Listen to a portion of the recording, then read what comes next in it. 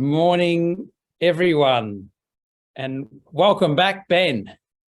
Thanks. I thought I'd lost my video. Hang on a second. I thought I'd pop along and say good day.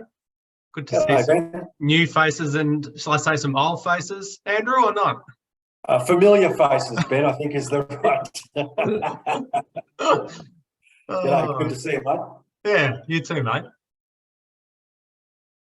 And welcome, Melanie, as well. You coming to us from Gorkapa, I'd be guessing? Oh, let's see. There we go. Jess and myself. Here in Torquay at the moment, there are blue skies and there is a sun up there.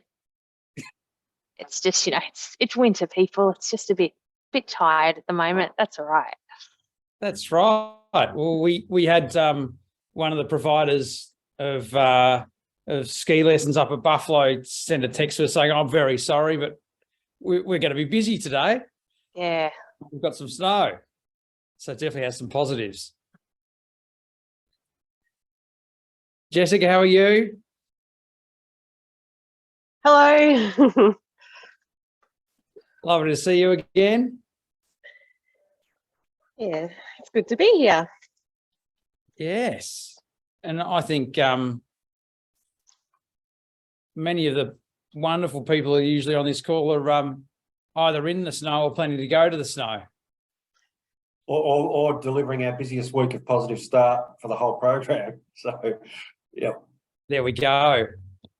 Of the whole 1.5 years. Yeah. Beauty. So I think what we might do is we might get Andrea to maybe pop up the slide pack and we'll get going, and I'm sure some others will join us along the way. As I said, I've had a few apologies. And perfect. I think what we'll do, Andrea, is we might get you to acknowledge country, and then we'll come back to that particular slide there. Thank you. Yes, of course. Well, good morning, everyone. Today, the team Outdoors Victoria, we are at our office out in Westerville Park. So we're in Wurundjeri Landing here. We're all in different offices though, so we're all together, but right now for this meeting in different offices. So yeah, I would like to acknowledge the traditional owners of the land on which we are meeting today. I pay my respects to their elders, past and present, and the Aboriginal elders of other communities who may be here already. And since I had the privilege to do this acknowledgement of country this morning, I also want to mention that for our Outdoors Victoria conference that's coming up very soon on the 13th and 14th of July, we're going to have 2 Aboriginal people coming as keynote speakers. So we have Lila Guruwiwi. She's the education officer for Aboriginal and Torres Strait Islander education at Catholic Education Melbourne, where she helps Indigenous students excel in school and supports their families. And we are also honored to have Brian Martin, who's a leading Indigenous artist and academic, and he will be undertaking the Brian Nettleton lecture on the Thursday. So yeah, come down for the OV conference. I'll be talking more about it a little bit later. Lovely, so, thank you very much. Yeah.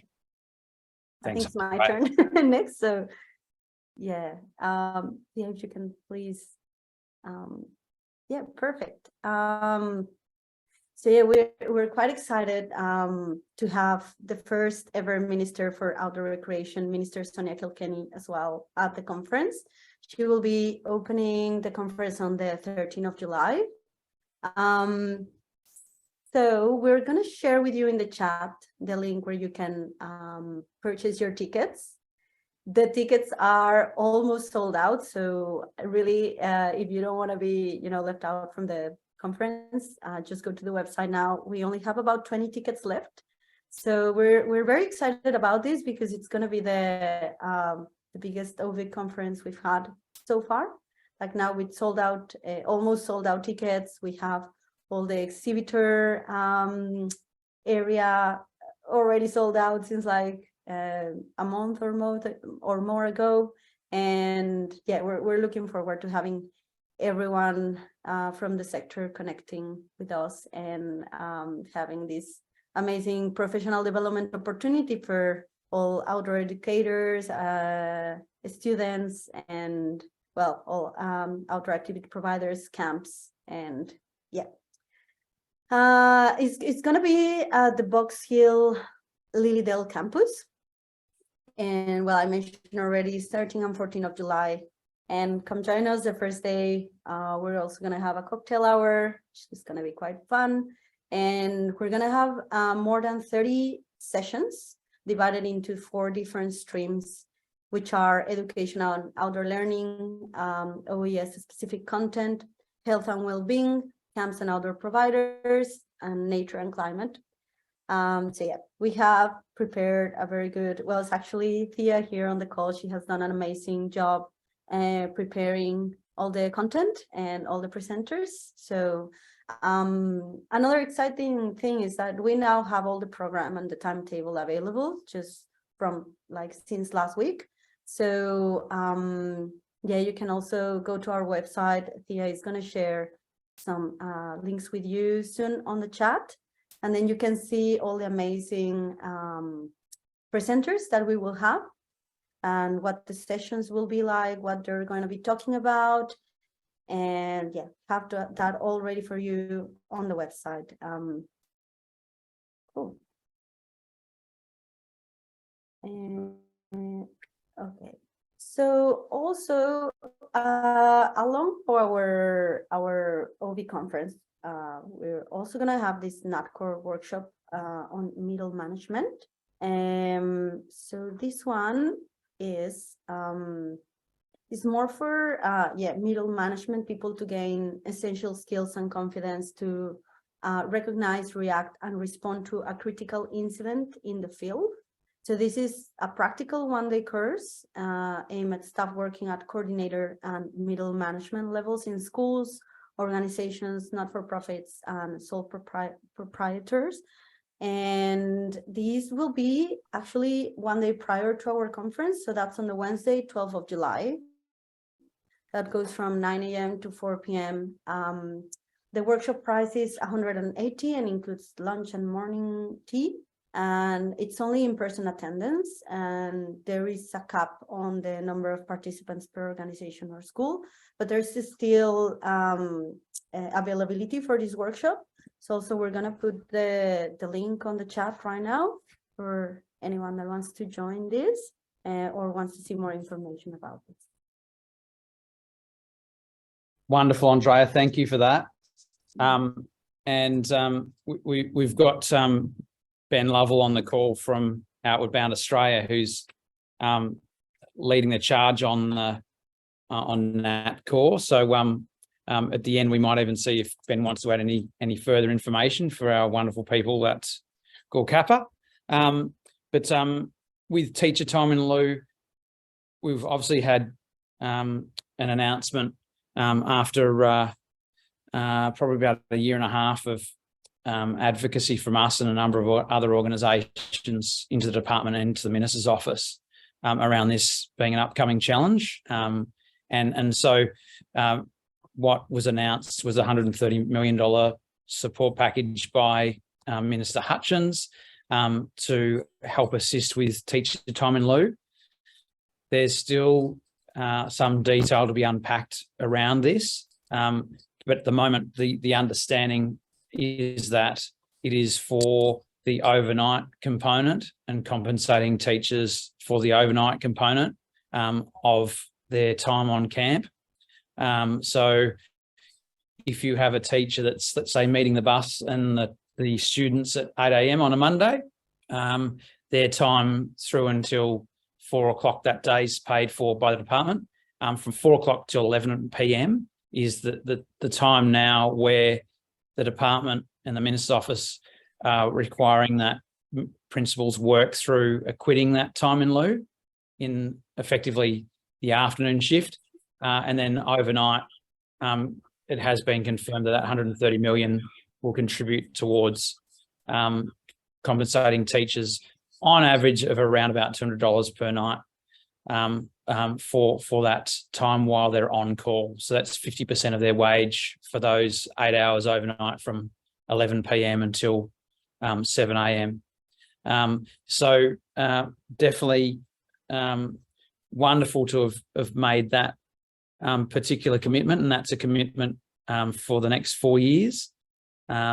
We're now unpacking that extra level of detail to really understand the finer points, because as I said, there's still that piece of time from 4 p.m. until 11 p.m. while on camp, but it's definitely a significant positive that the minister has been listening and understands the value of the outdoor activities, outdoor education, being in nature while on camp, to have that particular measure, and we'll continue to work with the department, with the minister's office, as well as with our outdoors sector community, on the best way forward on this, so that we don't have the initial impact was potentially around the 20% reduction in either camp bookings altogether and cancellations, or in downsizing those school camps. So this is to address that, and is actually retrospective back to the start of term 1 in 2023. What we might do is, if anyone would, because we've got a smaller group than usual, if anyone at the end would like to check in on that, we'll welcome a conversation at the end. Thanks, Thea, very much for that. And another Andrew McGuckian, welcome. Yeah, thanks, Andrew. And nice to meet our new members who are on the call today. Look forward to meeting you in person at some stage. Positive Start, we're in our last week of delivery. The Positive Start program will conclude at the end of term 2, and nationally has been running since term 1 last year. It's been a wonderful program and initiative of government to initially contribute $84 million to see around 80,000 students have a free camp or outdoor education experience. I got news from the Department of Education last week that the data is showing, as of last week, 100,000 students had participated. So that's an amazing result. And the $84 million won't have been fully expended. So it's not very often you hear about a government initiative where it overachieves on the target and underspends on the budget. So that's really great news, and it certainly demonstrates to the government that this sector has amazing capacity. When we pull together and draw in all our provider networks, our peak bodies, our land managers, everybody who's involved in what goes into making all this happen, we have been able to show government that we really have the capacity to deliver. The other amazing thing about the program is we have had virtually, less than a handful, certainly in the journey space, less than a handful of anything that you would call an incident or anything that's raised any concerns, in a program that, from the outset had quite a large risk profile, a potential risk profile. It's been delivered incredibly successfully. Our role here at Outdoors Victoria has been to look after the journey component of the program, which has been about 10% of the overall delivery. And so we've partnered with 8 providers to deliver now just over 7,000 students. Actual feet on the ground of 7,000 students. We had about a 20% non-attendance. So we filled our 8,000 spots, and again, with very, very low incidents. And just today we received our number 61 school survey result back, and the overwhelming response of our school participants has been that the program has been amazing. Around more than 95% of them have said that they couldn't have participated in a journey-based outdoor education experience without Positive Start. And again, about 95% of them have said they would like to do it again, but won't be able to do it again without ongoing assistance.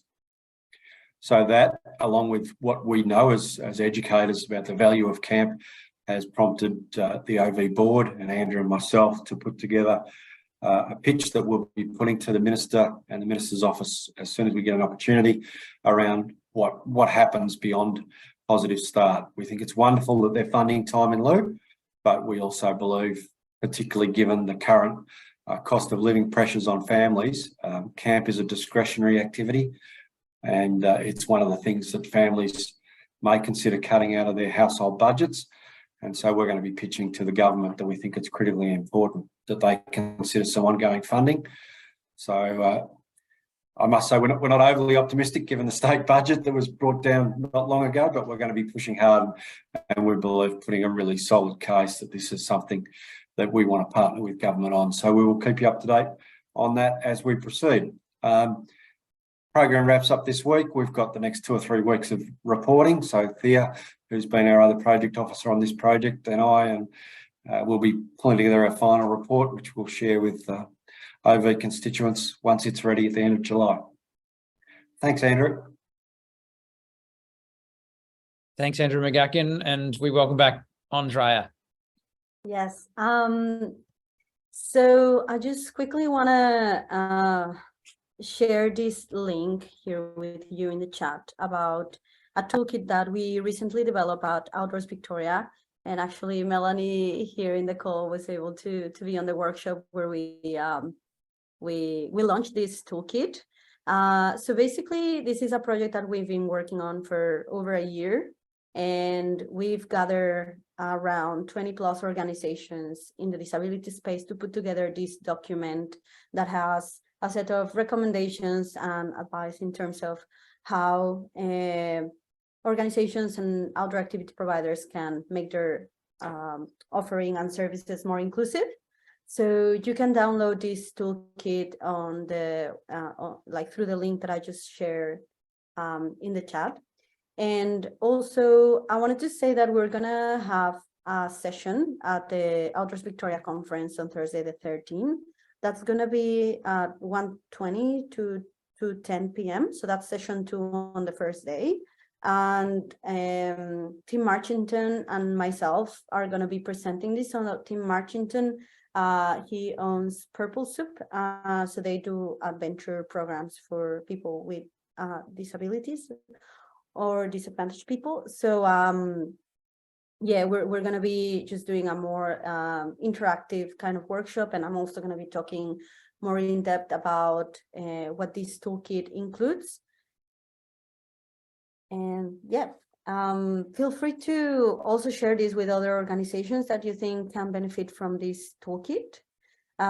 This is the first of hopefully a series of resources that we are going to be doing for the sector in terms of inclusion and diversity. So this specific one is for people living with physical disabilities. And we're hoping to hear back from the next funding round for TMA. This is through Sports and Recreation Victoria funding.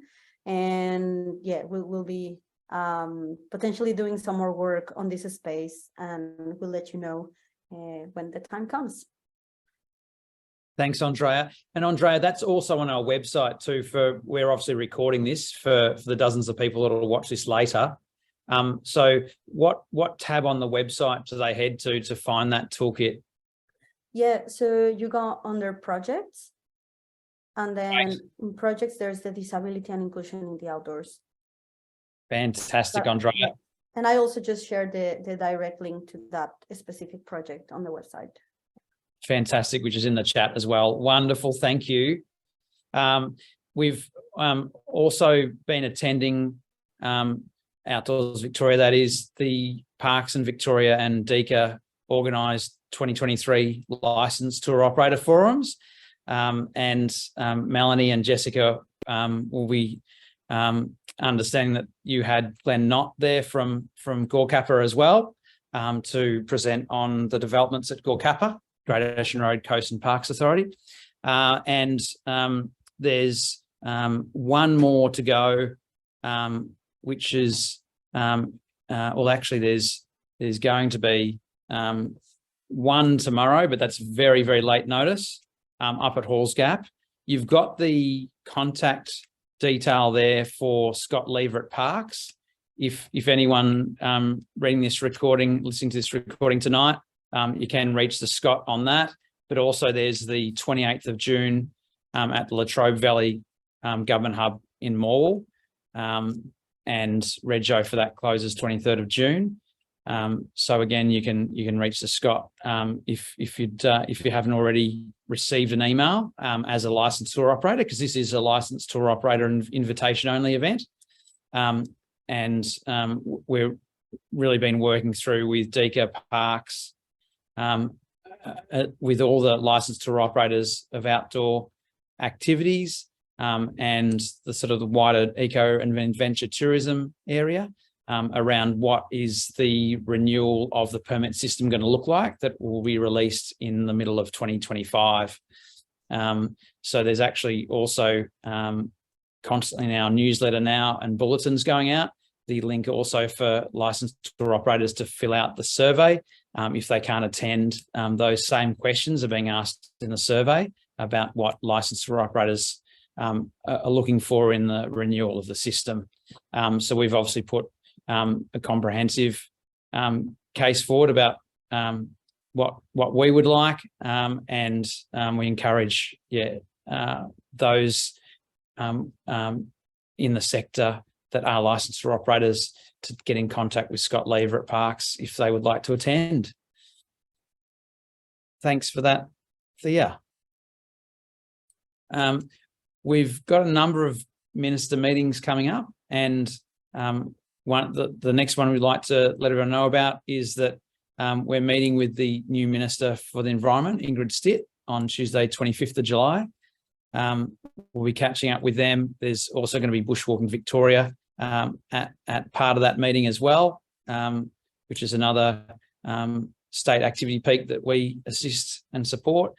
And it's really then for anyone on the meeting now or those listening afterwards to reach to me, and we might get Thea to pop in my email address if that's okay, and to chat as well. But for anyone listening, it's ceo@outdoorsvictoria.org.au. If there's any piece of advice you'd like to provide to me in regards to the advocacy that will go into the meeting with Minister Stitt in regards to, so please reach out to me if there's anything that you've got issue with that you'd like to be presented to the Minister. Thanks, Thea. Okay, so a reminder to everyone, maybe not our wonderful folks on the call from Gulkappa, but others listening, and also Ben as well from Outward Bound. Just a reminder that there's a fantastic new service that's been built by Mountain Safety Collective that's a not-for-profit in the backcountry winter alpine space in Victoria. And they now have a backcountry conditions report that's updated daily across the winter alpine snow and ski season. And that's been supported by Outdoors Victoria with support from Sport and Rec Victoria and as well as Parks Victoria. So a super handy resource. They have some highly qualified, internationally qualified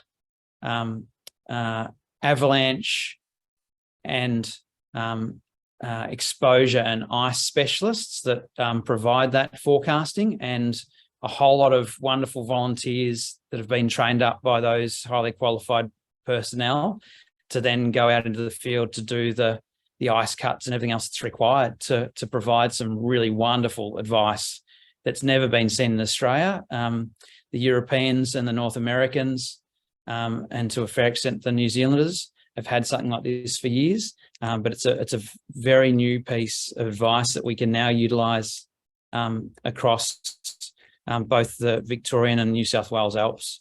So this one here is for Northeast Victoria, but there's actually a link within that website as well that's very easy to find that you can also click on for New South Wales as well. Thanks for that, Thea. Now, we may have Andrew Gooday join us in a minute. So I'll probably just start this very quickly, and then, good idea, Thea. We'll get back to the Outdoor Education Innovation Hub in a minute. if you could head to the next slide, I'll just take you through that quickly, is that Outdoors Victoria has been spruiking careers in the outdoors at 2 of now the 3 largest expos in Victoria. And we've got 1 more to go, which is at the Melbourne Careers Expo in at Jeff Shed, now known as the Melbourne Exhibition and Convention Centre. So we're looking for outdoor sector volunteers to be able to assist with that, because we have some of the TAFEs, universities, the private RTO, Outer Eastern Training Institute, as well as a number of outdoor provider organisations that continually help us at the stand. You can see that's a decent sized stand in one of those photos. And last year we had 48,000 members of the Victorian community learn about careers in outdoors for the very first time. Our sector has not formally promoted the wonderful thousands of careers in our sector. And this is the first time that this has happened. So please get in touch via Andrew Gooday's email, and we'll probably get that up in the chat as well. Then we'll get Andrew to chat about this a little bit more in a minute. And I think he's just tuning in now, which is perfect timing. So really do encourage you, your colleagues, to connect with Andrew if you'd like to learn more about how things are promoted. But basically there's a United brochure. Hello, Andrew, good day. There's a United brochure that's used with a QR code that leads them back to wonderful resources on our website about training and career pathways in the outdoors. But Andrew, good day, welcome. The third Andrew from Outdoors Victoria on the call today. And we might go straight back to the previous slide, Thea, for Andrew Gooday to just bring us up to date. We haven't mentioned anything about the Outdoor Education Innovation Hub, Andrew Gooday. So if you want to bring us up to date on what's going on, and we've got at the moment, this is being recorded, Andrew Gooday, so there'll be dozens of wonderful people afterwards listening to this. And we've got Outward Bound and a number of great people from Great Ocean Road Coast and Parks Authority on the call right now. So I'll let you take it away. Thank you, Andrew, and good morning, everyone. Yes, thanks. Apology from the Outdoor Education Innovation Hub there. I know Andy Watts is busy delivering a mountain bike course as we speak. So I've just, as Andrew said, I've just come off a working group meeting with them, and so I can give you a quick update. I think, as we talked about last time, in front of you see a calendar for what is the block 2 of their AGSMs. That's activity group short micro credentials. There are, I think, 7 courses there. I've got feedback that they've had a really good uptake of those. Apparently, they've got a good wide, a broad industry uptake, including they've got people, they've aimed at people from outside the industry looking to come into the industry as well, which was a key part of their project aims. Sorry, I'm just diving in here. I've got an update on the courses. So that first course, the mountain bike course, is actually running this week.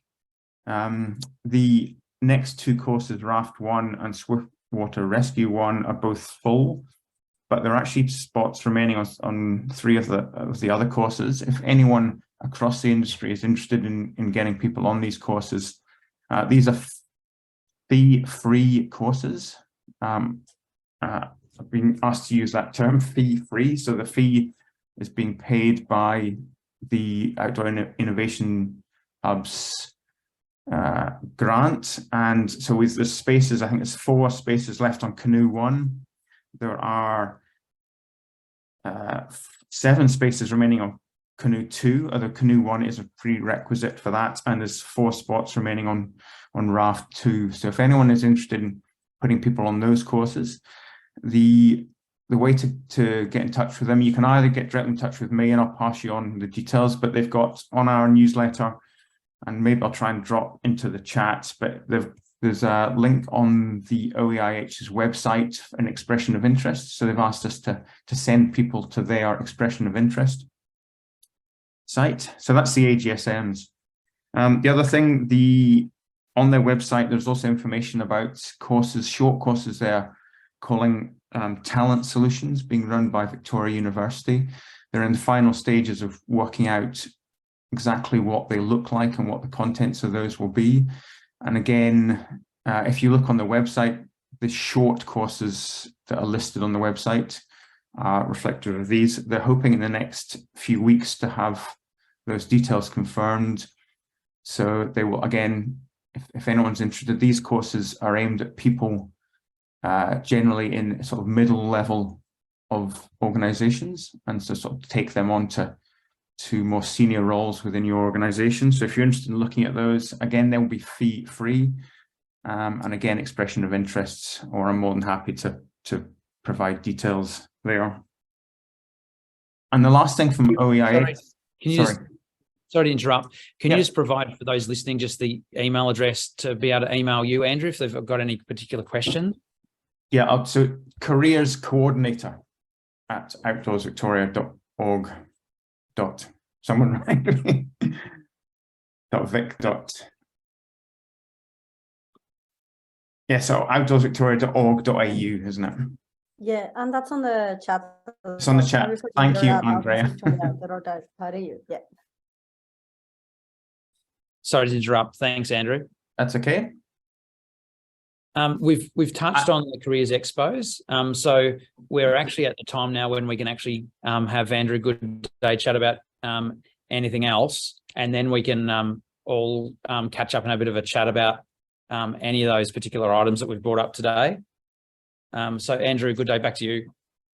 So just the last thing from OEIH was actually their surveys. So one of the things which we are really looking forward to getting out of that project is some research being conducted by Victoria University.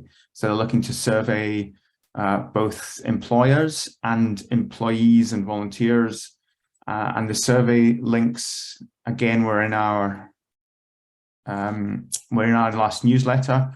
Again, I'll try and, when I've stopped talking, I'll try and drop the links into the chat as well, but would really encourage anyone to complete those surveys because we're really looking forward to having the results from that later in the year. If you do complete the surveys, they're also looking for people to interview as part of that research program as well. So that was OEIH. Sorry, Andrew, have you covered Careers Expos? Do you want to? Yes, we have. Yes, so we're all good. And I think now we might just go to the save the date, Andrea. Thank you. So we're going to get very much into the rhythm of doing this every single 2 months on these particular dates. So feel free to jot those dates down or throw them straight into your calendar now. And obviously in 3 weeks' time, we've got 300 plus wonderful people from the sector all catching up together at the conference. So we'll remind everyone then, because we've had anything up to 111 different organisations represented on this forum before. And we're obviously in the stage now of getting that back to a very predictable time in everyone's calendar, and really providing a whole lot of information and then being able to have feedback and conversation back. So please pop them in your diary, and we'll always have them well in advance. They're also, Andrea, they're also on our website. So if you forget the particular dates and you want to put them in your calendar, where are they on our website too, Andrea? Yeah, so you go under the news and events section, and then it says online sector firms, but I also share the link right now through the chat. Fantastic. So projects and events, and then into online sector forums, and you can find out those dates in advance. And as I said, we'll be letting everyone know at the conference about these great opportunities to connect with us. What we might do now, Andrea, because I think that's pretty much our last slide, is take that down and then encourage anyone to catch up with us with any particular queries. So Jessica, Melanie, and Ben, any particular queries, feedback, news that you have for us?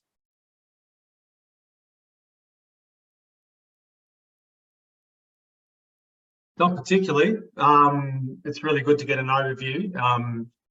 Just for everyone's information, I've been in outdoor education for quite a while, but have stepped away for about 3 years or so. So I'm just catching up again on what's been going on for the last few years. So these sort of forums are really, really valuable for me to see what's happening in the sector and, you know, all the amazing things that Outdoors Victoria are helping support across this wonderful state with our sector as well. So yeah, playing a bit of catch up. I've been with Outward Bound for just over a month now, and I'm involved in a lot of the work we do with schools, but also with the NatCORR project, the initiative on climate change and risk and readiness for the sector. So yeah, it's good to be back. I caught up with Andrew about a week ago, Andrew Knight, that is. There's 3 Andrews on the call, and it was really great just catching up again. And as you're right, Andrew McGuckian, not old faces, but familiar faces. So I've got those dates down. I look forward to joining them again for the rest of the year as well. And I'll see you all at the conference.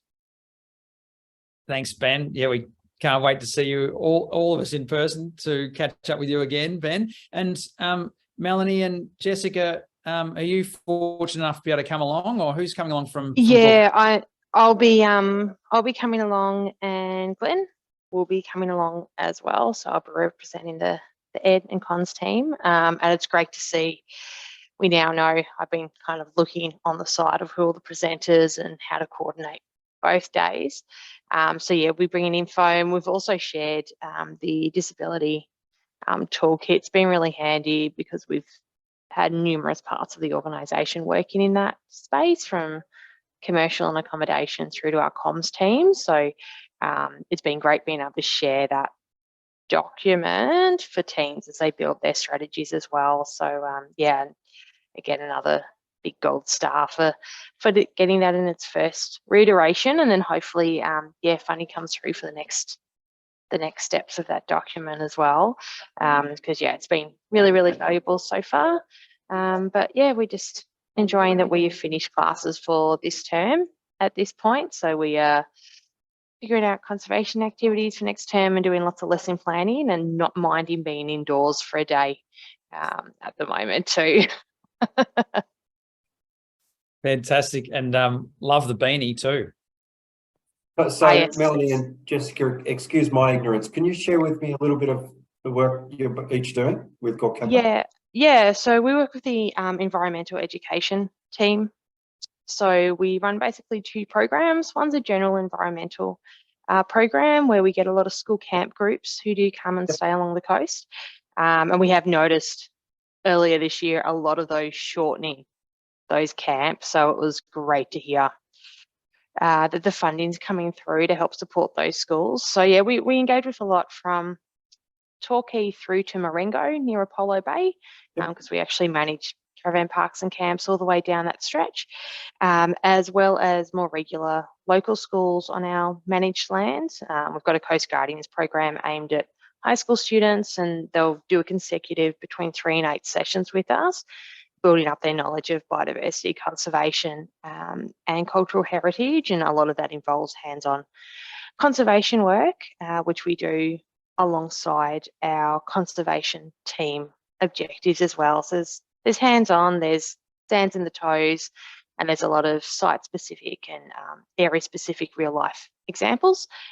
We don't go under the waves at this point. In future, that may happen as we begin to manage marine areas down the track. So yeah, we're less of the biking, surfing activities. We're more of the environmental interps and hands-on conservation. Yeah, thanks. Thank you. Based out of where?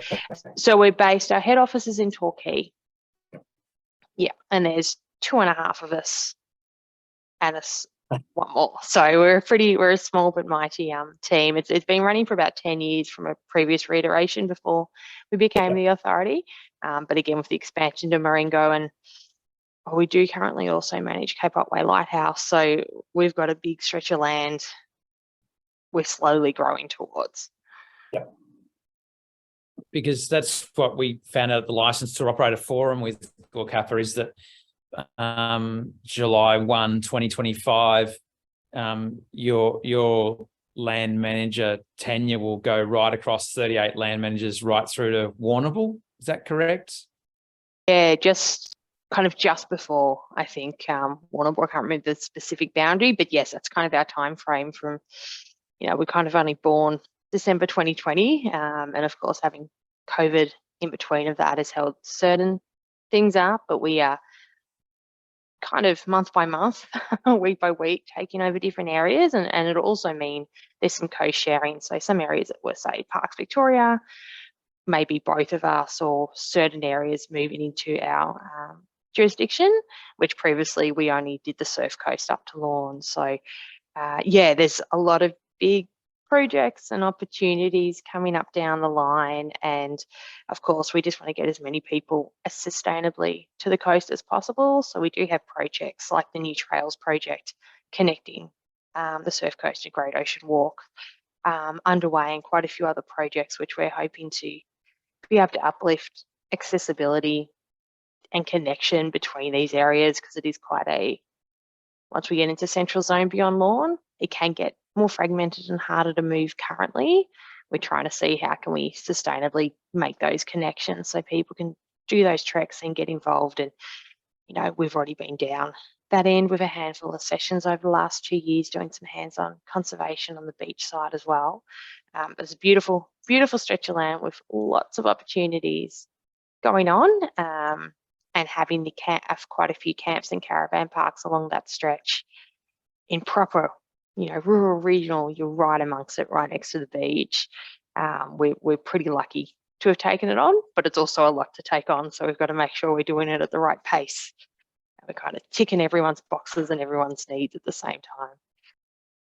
It's definitely a sophisticated model that you're gently building. And Andrew Gooday, who's our careers strategy coordinator.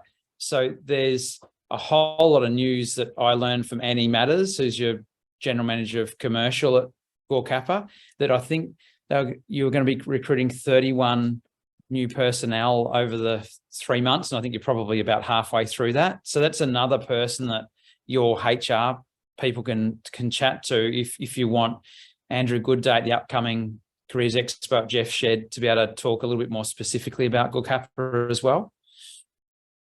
Okay, that's good to know. I'll note that down. And Melanie, I'm a local. I'm Anglesey based, and so quite connected in with quite a few of your different activities for different levels. Pete Crowcroft has got kids at school with my kids as well. There you go. Yeah, Possum Pete. He's on extended long notice leave at the moment. That's right. Yeah, for a few more months. That's why we've got the wonderful Jess with us. No, absolutely. Those 6 months. But that's great to know that you've got. Yeah, that we've got a good connection there, because it is of course we get a lot of especially high school groups who are they ask for careers advice and movement in areas, and I think that's something we're quite mindful as well moving forward, who is out there, who's doing things. And there's a lot of space down on this coast, I can tell you, especially beyond Lorne, where there just isn't providers. And we're not going to try and fill every single one of those gaps. We'll do what we can, but I'm really hoping there's going to be quite a lot of growth, because I can see for the communities that have grown over the last few years, that's how you're going to be keeping jobs there, but also building local stewardship and empowering those local communities to really take ownership of their areas and how they're managed. I think the environmental education, interpretation, experience area is something that hasn't boomed and could boom a lot more beyond Lorne area. Yeah. I'd be very happy to catch up if you like at any stage, see what help. Yeah. Provide you. Cool. Awesome. Thank you. Yeah, and Jessica and Melanie, Andrew's email is in the chat. So if you even want to just link him up with HR from that perspective, and then of course utilize him with your team as well. Already noted down. Wonderful, Melanie. Thank you. And unless we've got anything else, I think we've come to time. So we'll obviously look forward to catching up with with everyone in 2 months' time, but many of you at the conference as well. Yeah, thanks so much for today, and